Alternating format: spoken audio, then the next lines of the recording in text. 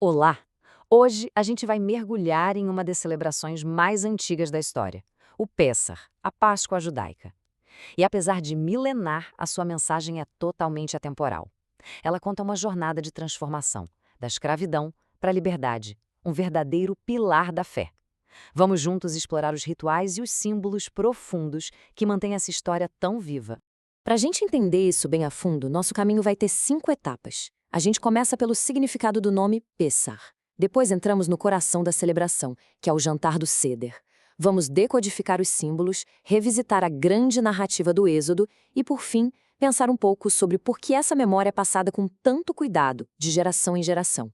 Então, para começar, vamos direto na raiz de tudo, o próprio nome da festa. O que, afinal, a palavra Pesach revela para a gente? O termo hebraico Pesach significa literalmente passar por cima. A origem disso está lá no clímax das 10 pragas, quando o anjo da morte atingiu os primogênitos do Egito. Ele então passou por cima das casas dos hebreus, poupando eles do juízo. Isso aconteceu porque as casas estavam marcadas com o sangue do cordeiro, que era um sinal de obediência e de fé na promessa de Deus. A celebração também é chamada de Chag HaSherut, que quer dizer a festa da liberdade. Esse nome reforça a ideia central, sabe? A comemoração não é só sobre ter sido poupado da morte, mas sobre essa transição fundamental da opressão para a autonomia e o início de uma aliança com Deus. E essa celebração da liberdade toda se concentra num evento principal, o Seder. Um jantar cerimonial que é riquíssimo em significado e que pode durar horas, viu? O Seder é bem mais que uma refeição. É uma experiência de ensino, quase uma imersão. Ele é todo guiado pela Haggadah, um livro que tem as orações, as canções e o passo a passo da noite. A família se junta para ler a Haggadah, cumprindo o mandamento de recontar a saga da saída do Egito para as novas gerações. E um dos rituais centrais do Seder é o de beber 4 taças de vinho. Cada uma delas celebra uma das 4 promessas de redenção que Deus fez lá em Êxodo 6. Eu vos tirarei, eu vos livrarei, eu vos redimirei e eu vos tomarei por meu povo. O vinho, nesse contexto, é um símbolo de alegria e da libertação que foi prometida e cumprida. Agora, vamos olhar de perto o elemento visual que é o centro da mesa. A Kiará, o prato do Seder. Cada item que vai nesse prato é um símbolo didático, pensado para contar uma parte da história do Êxodo. Olhando a tabela, a gente percebe que a Kiará é uma verdadeira aula de teologia sensorial. Tem o matzá, que simboliza a pressa, o maror, a amargura, o charosset, o trabalho forçado, o zeruá e a beitzá lembram os sacrifícios do templo e o carpaz representa tanto as lágrimas quanto a esperança da renovação. Cada sabor, cada textura conecta a gente a uma parte da história. O ponto-chave aqui é esse contraste entre o pão comum, com o fermento, e o matzá.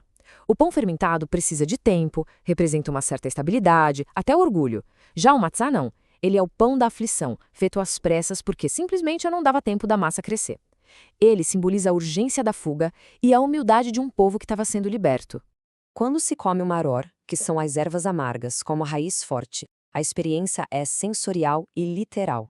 Aquele gosto amargo transporta quem participa diretamente para o sofrimento e para a amargura que os antepassados sentiram como escravos no Egito.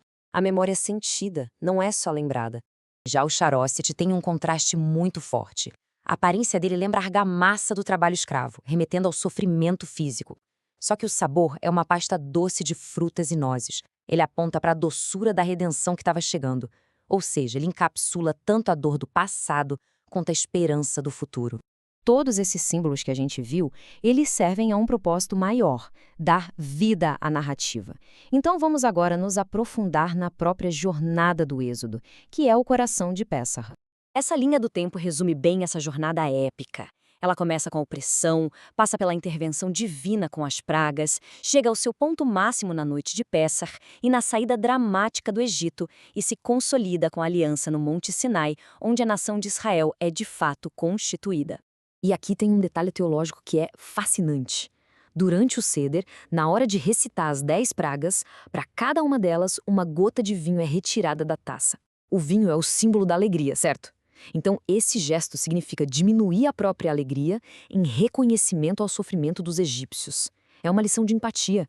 A libertação de um povo não deve ser celebrada com alegria plena pelo sofrimento do outro. Tudo isso nos leva a uma pergunta fundamental. Por que essa celebração, com todos esses detalhes, dura há milênios? Qual é o seu propósito mais profundo? Essa citação resume muito bem a questão. A tradição judaica não só conta a sua história, ela transforma numa experiência viva.